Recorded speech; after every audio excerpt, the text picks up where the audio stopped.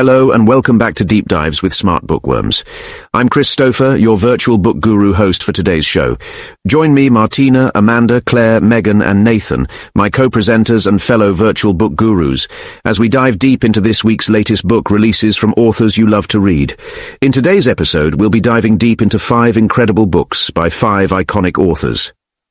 Book 1 is a biography of Angela Merkel, detailing her life in East and unified Germany, emphasizing her political career and leadership. Book 2, Heavy Are the Stones, is a thriller about a detective investigating murders linked to a convicted killer and a virtual reality game. Book 3, City of Nightbirds, follows a ballerina's struggles and memories in Russia and Paris. Book 4, This Is Why We Can't Have Nice Things, is a short story collection exploring modern relationships and anxieties through technology and social commentary. Book 5, The House of Cross, is a thriller centered on Alex Cross's investigation of a tech billionaire's seemingly accidental death and the assassination of judges, uncovering a secret organization. So let's dive deep into today's deep dive. Our top 5 books for Pick of the Week number 48. Tuesday, 26th of November. Book 1, Freedom, Angela Merkel. Angela Merkel. Angela Merkel, Chancellor of the Federal Republic of Germany from 2005 to 2021, was the first woman to hold the country's most powerful office. Born in Hamburg in 1954 and raised in the GDR, where she studied physics and earned a PhD, she was elected to the German Bundestag in 1990. From 1991 to 1994, she served as Federal Minister for Women. From 1994 to 1998, as Federal Minister for the Environment, Nature Conservation, and Nuclear Safety, and from 2000 to 2018 as the leader of the Christian Democratic Union of Germany. She ended her active political career in 2021. Merkel's story, A Life in Two Worlds. This book recounts the life of Angela Merkel, with particular emphasis on her political career. Growing up in East Germany, her life was dramatically changed by the fall of the Berlin Wall in 1989. Merkel, trained as a physicist, embarked on a political journey that led her to become the first female chancellor of Germany, holding that position for 16 years. Part 1 of the book focuses on Merkel's life in East Germany, from 1954 to 1989. Merkel recalls a happy childhood as the daughter of a pastor, growing up in a rural environment, attending school, and developing a passion for physics. Life as a pastor's child had its challenges in the GDR. She recounts the pressure to be better than everyone else and stand out as little as possible.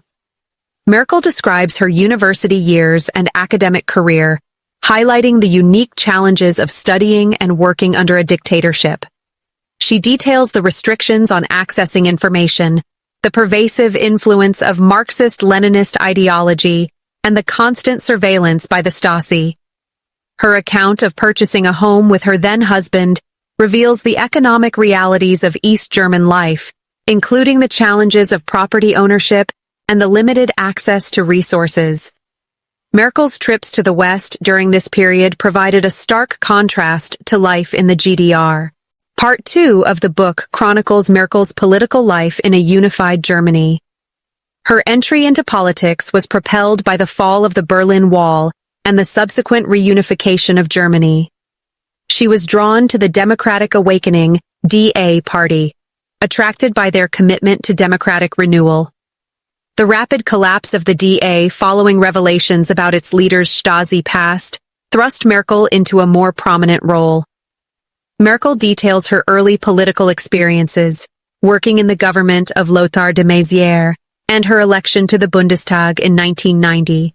She reflects on the challenges of transitioning from life in a dictatorship to a democratic system, and the difficulties of reconciling the two parts of her life.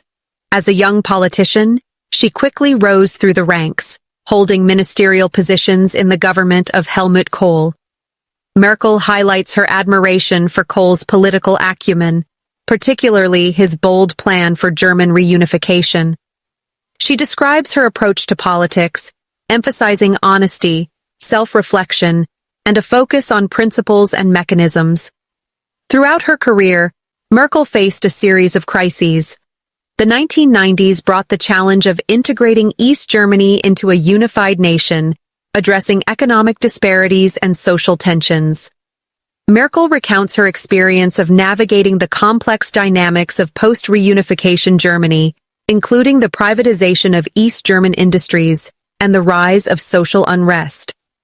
Her tenure as Minister for the Environment, Nature Conservation and Nuclear Safety from 1994 to 1998 exposed her to the complexities of global environmental policy. She recounts her role in shaping Germany's response to climate change and her commitment to finding sustainable solutions. In 1998, the CDU was defeated in federal elections, marking a turning point in Merkel's career. She was elected General Secretary of the CDU, a position she used to revitalize the party and develop counter-concepts to the ruling coalition. However, her tenure was overshadowed by a series of donation scandals that rocked the CDU, forcing her to confront the party's past and chart a new course. Merkel's rise to the chancellorship in 2005 marked the beginning of a new era for Germany. She reflects on her early days as chancellor, highlighting the challenges of leading a grand coalition government and the need to balance domestic and foreign policy priorities. Merkel provides insights into her governing style, emphasizing the importance of personal connections, the value of hard work, and the need for resilience in the face of adversity. The book details Merkel's leadership during a series of global crises. The global economic crisis of 2008 tested her ability to respond to financial turmoil and protect the German economy. Merkel recounts the frantic efforts to stabilize the financial markets, the difficult decisions regarding bank bailouts, and the challenges of managing public perception during a time of economic uncertainty. The subsequent Euro crisis presented another major challenge, requiring Merkel to navigate the complex dynamics of the European Union and find solutions to a sovereign debt crisis. She describes the intense negotiations with European leaders, the difficult decisions regarding bailout packages, and the need to balance the interests of Germany with the stability of the Eurozone. Beyond the economic crises, Merkel addresses a range of international challenges, including the conflicts in Ukraine and Georgia, the rise of China, the refugee crisis, and the COVID-19 pandemic. She discusses her interactions with world leaders, including Barack Obama, Vladimir Putin, and Xi Jinping, highlighting the complexities of international diplomacy and the challenges of finding common ground on global issues. Merkel recounts the dramatic events of the refugee crisis in 2015, describing the decision to allow refugees entry into Germany and the subsequent challenges of managing the influx of people. She defends her actions, emphasizing the humanitarian imperative and the need for a European solution to the crisis. The book concludes with Merkel's reflections on her legacy and the future of Germany. She discusses the lessons she learned during her time in office, the importance of democracy and freedom, and the need for continued engagement with the world. Merkel offers insights into the challenges of political leadership, the importance of clear communication, and the need for courage in the face of adversity. The book provides a valuable perspective on Merkel's political career and the challenges of leadership in the 21st century. It offers a unique insight into the mind of one of the most influential figures in modern European history, highlighting the complexities of global politics and the personal toll of leadership. Angela Merkel's life is nothing short of extraordinary, a scientist turned chancellor who reshaped Germany and became one of the world's most influential leaders. This biography delves into the woman behind the policies. Stick around because the next book will have you questioning reality. Book 2, Heavy Are the Stones, J.D. Barker, Jonathan Dylan Barker, is a New York Times and international best-selling American author whose work has been broadly described as suspense thrillers, often incorporating elements of horror, crime, mystery, science fiction, and the supernatural. Heavy Are the Stones is a thriller novel co-written by J.D. Barker and Christine Daigle. The story follows Detective Gina Campbell as she investigates a series of murders connected to Silas Halvard, a former professor convicted of murder. The narrative alternates between Gina's perspective and that of Jack Taylor, the teenage son of the governor, who is kidnapped and forced to participate in deadly virtual reality games orchestrated by a mysterious figure known as Azrael. Gina Campbell is a dedicated detective haunted by the case of Silas Halvard, a man she believes is a serial killer despite his conviction for only one murder. She watches videos of Silas, who has gained a following while incarcerated due to his captivating sermons delivered through the Pennsylvania Prisons and Parole podcast. He even receives credit for the construction of a chapel at SCI Fayette, the prison where he is held. While her partner, Detective Mary Sarkis, believes Silas is securely behind bars, Gina remains suspicious of his motives and seeks to uncover any potential criminal activities he might be conducting from within the prison. Gina is assigned to investigate the death of Michelle Green, a former juror on Silas's trial. Green's death exhibits the same brutal method used on previous victims: burial up to the chest, followed by stoning. A video posted on social media by Azrael, a self-proclaimed follower of Silas, reveals Green as the first of 9 intended victims, all former jurors who voted to convict Silas. Azrael demands Silas's release in exchange for the remaining jurors' lives. Meanwhile, Jack Taylor finds himself abducted by Azrael. He is held captive in a dark room, subjected to electric shocks, and forced to play virtual reality games. Azrael informs Jack that his father, the governor, must comply with specific demands delivered through messages for each game Jack successfully wins. Failure to comply or win the games will result in Jack's death. The virtual reality games are elaborate and increasingly disturbing, ranging from hunting a golden whale to navigating a carnival filled with unsettling games of chance. As Gina investigates the murders and Azrael's connection to Silas, she uncovers disturbing clues linking the crimes to biblical plagues. She visits Silas in prison, hoping to glean insights into Azrael's motives and methods. Silas, however, is cryptic and manipulative, offering hints while simultaneously taunting Gina about her past involvement in his case. He alludes to her knowledge of his nickname, Little Bird, further fueling Gina's suspicion that he and Azrael are somehow connected. The murders continue to escalate, mirroring the biblical plagues with chilling accuracy. Gina, desperate to save the remaining jurors and find Jack, discovers evidence that points to Silas's involvement in the killings. She also finds evidence that Silas may have influenced other inmates and prison staff through his religious teachings. She confronts Silas again, seeking his knowledge of biblical interpretations, hoping to anticipate Azrael's next move. Silas, however, remains elusive, offering fragmented insights while emphasizing the futility of her efforts. Gina makes a shocking confession. She falsified evidence to secure Silas's conviction 5 years prior.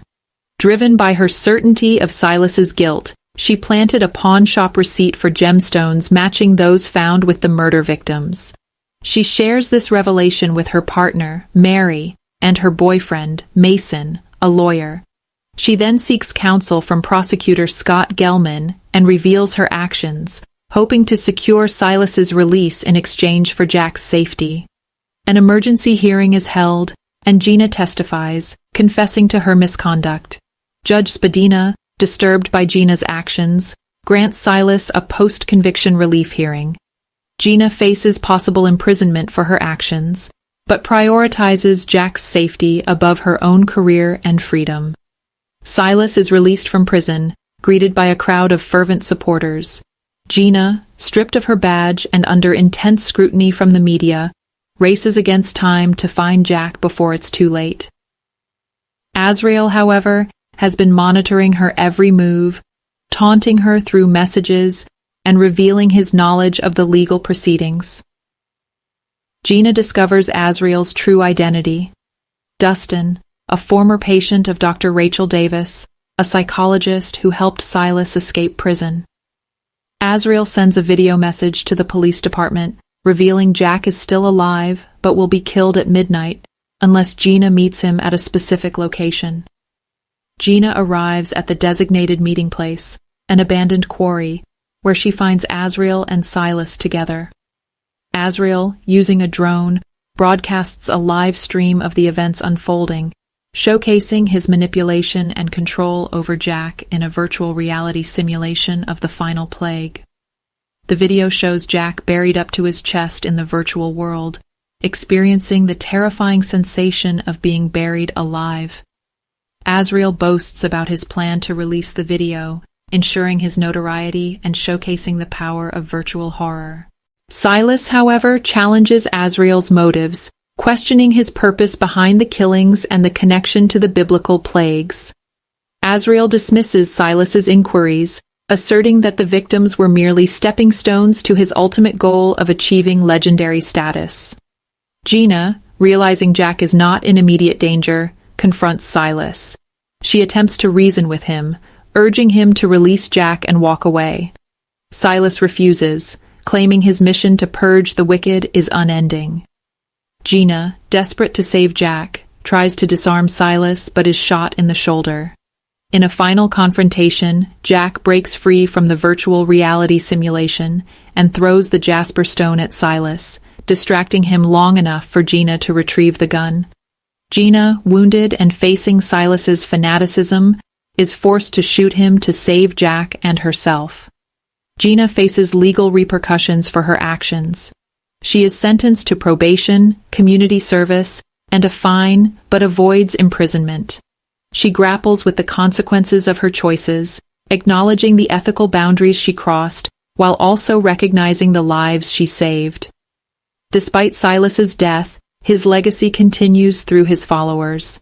The Church of Silas, inspired by his writings, aims to carry on his mission of purging the world of evil, raising concerns about a potential surge in violence. The novel ends with Gina facing a new challenge, combating the growing influence of Silas's teachings and preventing further bloodshed. Wow, what a mind-bender! A killer with a digital twist? This thriller blurs the line between real and virtual. If you're a fan of gripping mysteries with unexpected turns, you'll love it. Up next, let's pirouette into the life of a ballerina in City of Nightbirds. Book 3, City of Nightbirds, Juhea Kim, Juhea Kimis, the author of the novels City of Nightbirds and Beasts of a Little Land, a finalist for the Dayton Literary Peace Prize and shortlisted for the Yassiana Pollyanna Prize. A graduate of Princeton University, her writing has been published in Granta, Times Literary Supplement, The Independent, Ziziva, Guernica, and elsewhere. Born in Korea and raised in Portland, Oregon, Kim now lives in London. City of Nightbirds follows the journey of Natalia Natasha Leonova, a renowned ballerina facing a personal and professional crisis. The story, told from Natasha's perspective, moves between her present struggles in St. Petersburg and the memories of her past in Russia, Paris, and Moscow, gradually revealing the complex tapestry of her life and relationships. Part 1. Returning to St. Petersburg. At the start of the novel, Natasha is back in St. Petersburg at the request of Dmitri, the director of Mariinsky Theater, to revive her ballet career after a 2-year hiatus following an accident. The accident is never explicitly explained, but it's implied to be career-ending, leaving Natasha physically and emotionally scarred. Haunted by the past and struggling with physical pain, Natasha finds solace in her memories, particularly of her childhood friend and fellow ballerina Nina. Natasha's journey back to the stage is fraught with challenges. She is plagued by self-doubt and the pressure to live up to her former glory. Her memories reveal a childhood marked by loneliness and an intense ambition to escape her circumstances through ballet.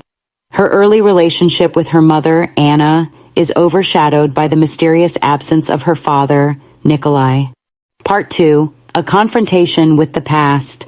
Natasha's return to Russia forces her to confront her past relationships. She reunites with Nina, now happily married with children, and witnesses the contrasting trajectory of their lives. A confrontation at Nina's wedding reception reveals a long-held resentment over Natasha's relationship with Seryoja, another childhood friend. This revelation exposes the cracks in their friendship and leaves Natasha reeling. In her loneliness, Natasha seeks solace in fleeting encounters.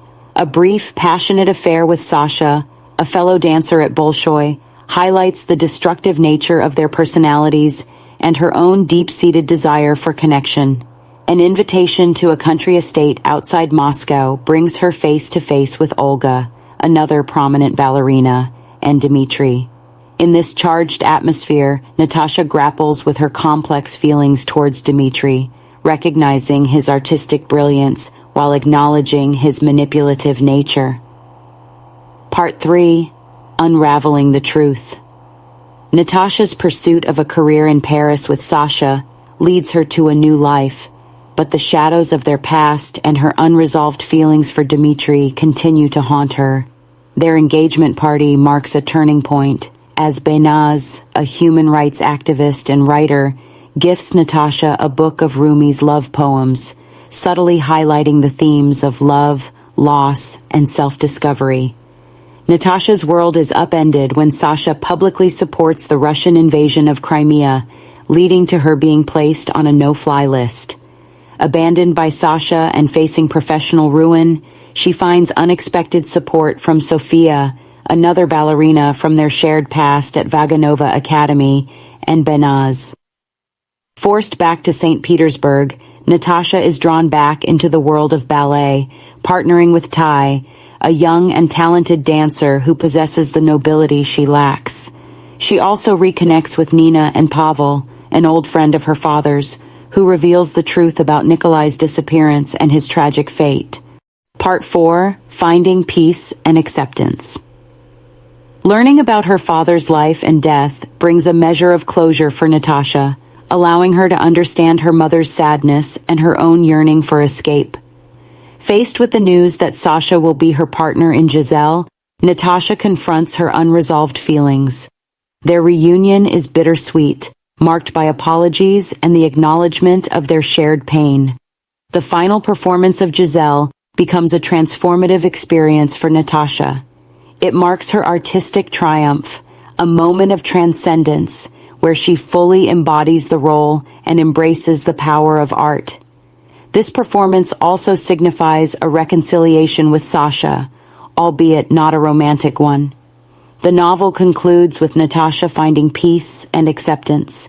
She receives a photography book from Léon, a Parisian bartender and photographer who had witnessed the highs and lows of her life in Paris. The book serves as a reminder of her past and a testament to her own resilience and strength.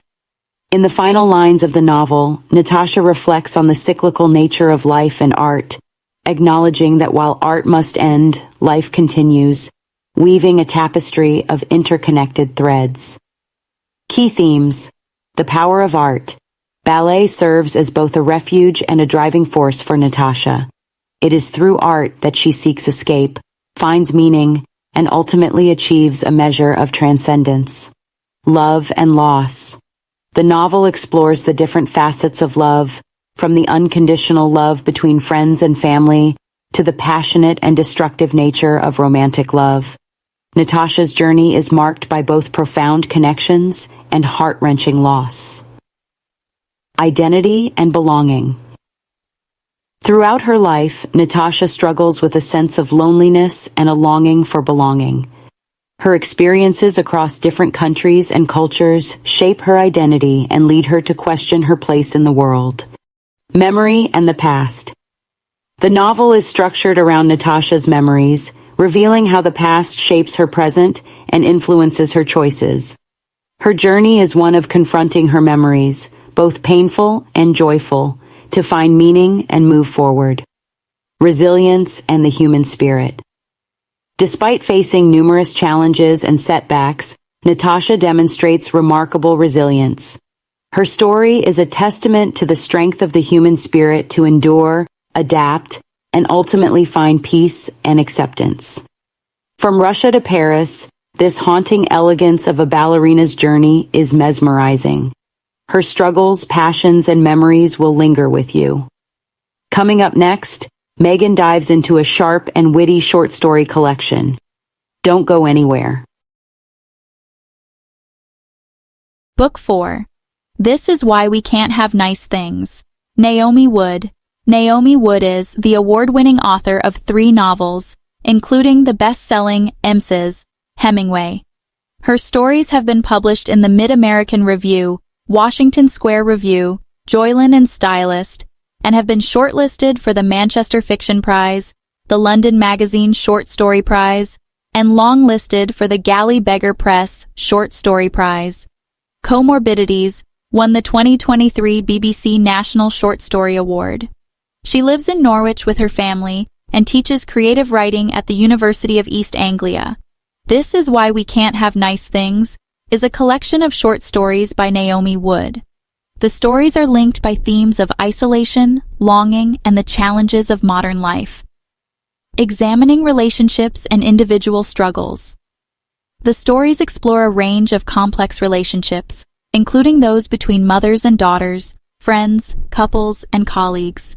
Each story features a protagonist grappling with personal challenges, often in the context of societal pressures and anxieties. Leslie, in therapy. Leslie, a mother of 2 struggling with postpartum depression, attends group therapy for returning parents. The therapy sessions highlight the challenges of motherhood and the pressure to conform to societal expectations.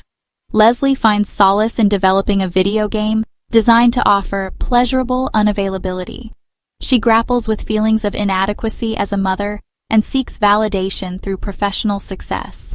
Dracula at the movies. Ray, a film director, experiences tension in her professional and personal relationships while making a thriller film starring her muse, Ivy. Ray is consumed by her ambition and desire to create a biopic about Ivy's life, despite Ivy's resistance to revealing personal details about her deceased twin sister. Other stories. The book also includes stories about a woman navigating the complexities of her relationship with her ex-husband and her ailing cat, a woman confronting the consequences of her actions and her complicated relationship with her father, Peekaboo, and a woman struggling with her mental health during lockdown, Flatten the Curve. Common threads, technology, social commentary, and modernity. Throughout the book, Wood weaves in commentary on contemporary issues such as technology, social media, and the pressures of modern life. She examines how these factors shape our relationships and impact our emotional well-being. Technology. The stories often feature characters engaging with technology, including smartphones, apps, and video games. Technology serves as both a tool for connection and a source of isolation and anxiety. Social media. Social media plays a prominent role in several stories, highlighting the performative nature of online personas and the potential for both positive and negative interactions. Modernity. The stories reflect the anxieties and complexities of modern life, including the pressures of parenting, work-life balance, and the search for meaning in a rapidly changing world. Narrative style and tone. Wood's writing is characterized by sharp observations, witty dialogue, and a darkly humorous tone. She captures the nuances of human behavior and the often absurd nature of social interactions. Internal monologues. Many stories feature characters engaged in internal monologues, revealing their thoughts and anxieties. This narrative technique provides insight into the characters' inner lives and motivations. Dialogue. The dialogue is often sharp and realistic, capturing the complexities of human communication and the challenges of navigating relationships. Dark humor. The stories often employ dark humor to address serious themes, providing a layer of commentary on the absurdity of modern life. Author background. The acknowledgement section provides insights into Naomi Wood's personal and professional life, including her inspirations and the development of her writing. Inspiration. Wood acknowledges the influence of her friend Andrew Cowan on her writing journey. She also expresses gratitude to her agent, editor, and publishing team for their support. Awards. Wood is the author of 3 previous novels, including the best-selling Mrs. Hemingway. Her short story Comorbidities won the 2023 BBC National Short Story Award. Personal life. Wood dedicates the book to two friends and thanks her family and loved ones. She teaches creative writing at the University of East Anglia and lives in Norwich with her family. Relationships, technology, and the quirks of modern life. This collection captures it all with humor and heart. Each story will make you think and laugh. Now, Nathan takes us home with a classic Alex Cross thriller. Over to you, Nathan. Book 5, The House of Cross, James Patterson. James Brendan Patterson is an American author. Among his works are The Alex Cross, Michael Bennett, Women's Murder Club, Maximum Ride, Daniel X, NYPD Red, Witch and Wizard, private and middle school series, as well as many standalone thrillers, non-fiction, and romance novels. The novel begins with the seemingly accidental death of Ryan Malcolm, a reclusive billionaire and tech genius who founded Paladin, a data mining company that works with various government agencies. The death is initially treated as an open and shut case, with Malcolm's van crashing in a remote canyon during a snowstorm. However, Alex Cross and Bree Stone, his wife, and a former chief of homicide find the circumstances surrounding his death suspicious, particularly his decision to visit the ranch alone and the lack of snow tires on his van. Parallel to Malcolm's death, two judges, Emma Franklin and Bitgaram Pak, are murdered in separate incidents. Both were on an informal list of potential Supreme Court nominees. The investigation into Franklin's murder leads Cross and his partner, Ned Mahoney, to Willa Whelan, a law professor who had a personal grudge against the judge. However, as they investigate, another judge is killed in San Francisco, and surveillance footage reveals a professional assassin as the perpetrator.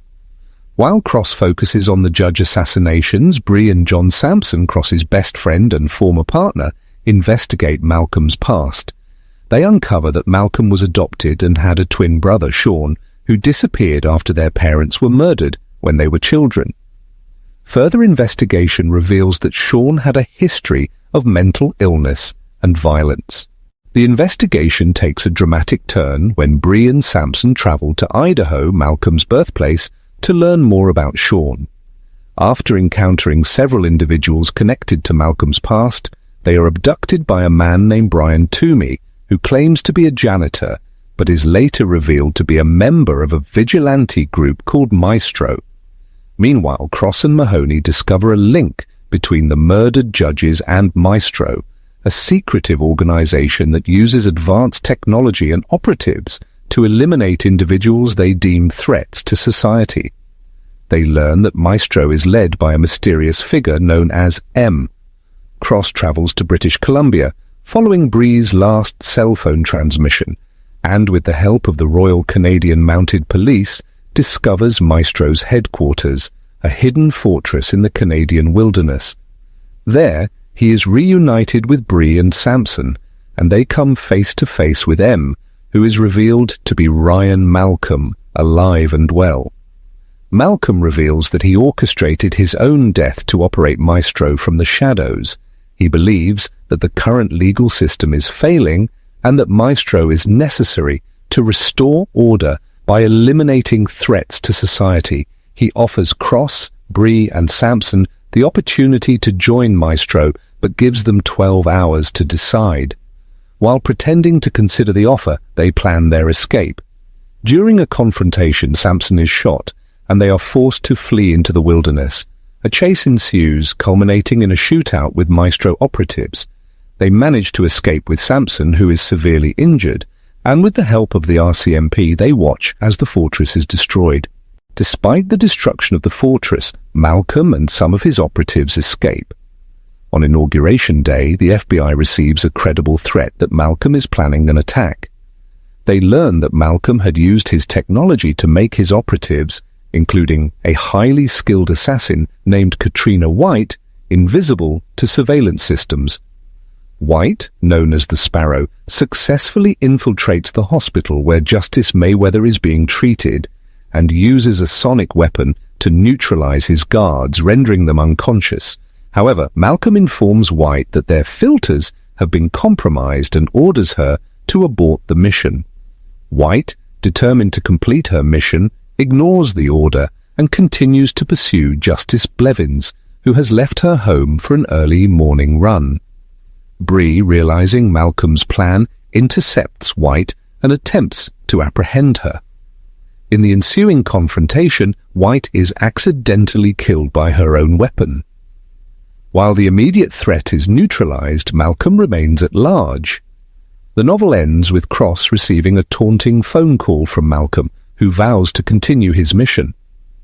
Despite the unresolved threat, Cross chooses to focus on the positive, attending Samson and Rebecca's engagement party, knowing that the hunt for Malcolm will continue. Alex Cross is back and better than ever, unraveling a mystery that's as dangerous as it is high-tech. Secret organizations, power plays, and deadly intrigue. What more could you ask for? Let's wrap it up with Kris. There you have it, 5 incredible books by 5 iconic authors. Angela Merkel's Freedom, a political memoir offering insight into recent history through the eyes of the former German Chancellor, covering her life in East Germany, German reunification, and her time leading through global crises. Heavy Are the Stones, by J.D. Barker and Christine Daigle, a thriller featuring a detective haunted by a convicted killer, a kidnapping tied to VR, and murders echoing biblical plagues. Raises ethical questions about the detective's past actions. City of Nightbirds, by Juhea Kim, explores themes of resilience and identity through a ballerina whose career is cut short. Set against a global backdrop, the story delves into complex relationships and the mystery of her father's disappearance. This Is Why We Can't Have Nice Things, by Naomi Wood. A collection of short stories offering a darkly humorous look at modern anxieties, particularly our relationship with technology and social media. The House Across, by James Patterson. A classic thriller with a suspicious death, murdered Supreme Court nominees, and a vigilante group using advanced technology to deliver justice, blurring the lines between hero and extremist. Will you, dear viewer, read them? If so, drop a comment below and let us know what you thought. And if you haven't, do any of these fantastic books sound like a must-read for you? If you enjoyed today's deep dive, don't forget to hit the like button, subscribe for more book deep dives, and share this video with your fellow book lovers. And until next time on Deep Dive with Smart Bookworms, keep reading, keep growing, and we'll see you in the next one.